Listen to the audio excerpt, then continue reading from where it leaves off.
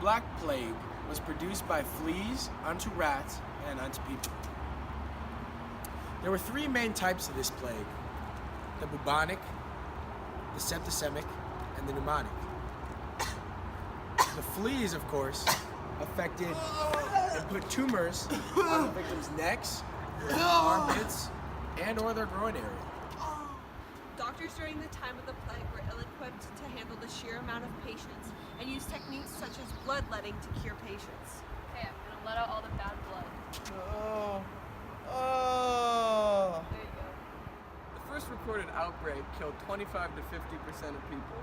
People shut themselves inside their houses, elites especially. People also paraded in the streets drunk and unwillingly able to interact with people. Back in my day. The bottom of the social structure held serfs and indentured servants. They grew food for the landlords and labored for them. Next on the hierarchy were the freemen who could own or rent land from the landlord. The whole feudalistic system was based off of sworn oaths between serfs and their overlords. I hope this will please you, my lord.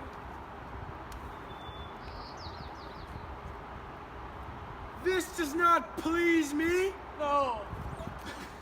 The main ideas of medicine during this time period were based off earth, wind, air, and fire.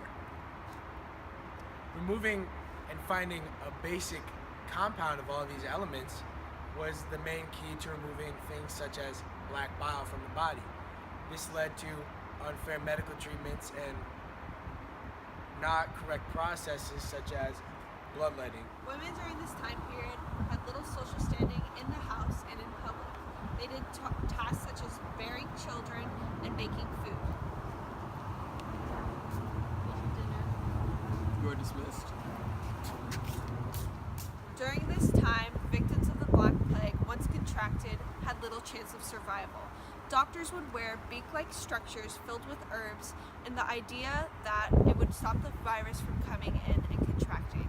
The doctors were very unskilled and unknowledgeable, and some were not even trained as doctors but posed as such. Because of Europe's population being decimated, small feudalistic regional kingdoms spread up around Europe. This broke up a lot of the territory and is the reason of the fall of the Roman Empire. At the bottom layer were many serfs, then land-owning but not yet royalties, and then royalty was at the top, being a small number. Many of the methods used by doctors in the Black Plague to cure victims involved the idea of earth, fire, water, and air, but they related it in black bile, yellow bile, phlegm, and blood. So a lot of bloodletting was used. Also, the reason for the Black Plague in the eyes of the peasants and the people during the time was that God was releasing his wrath on the people of Europe. The actual cause was fleas were biting rats infected with the plague, and the fleas were biting the humans. In modern day, we would see things such as the bubonic plague as treatable. But in this time, similar to the symptoms of pneumonia, you would see things like coughing, fluid buildup in the lungs, and, of course, death.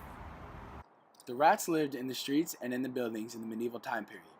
Due to poor sanitation and no efficient method to eradicate the rodents, they spread disease rapidly. With no proper plumbing, people would dump their waste into the streets. Here, rodents and fleas would gather. They would transmit the plague between them. The rats would then get into the food and pass the plague to humans. Rats lived in people's houses, and it was easily transmitted, especially because they did not know the rats were the source of the plague. They thought it was the wrath of God. People chose to either flock to the churches to pray to God for relief and safety. Churches also provided medical services, and many people posed as healers. Others felt that the end of the world and their lives were near, so they wanted to make the best of the little time that they had left.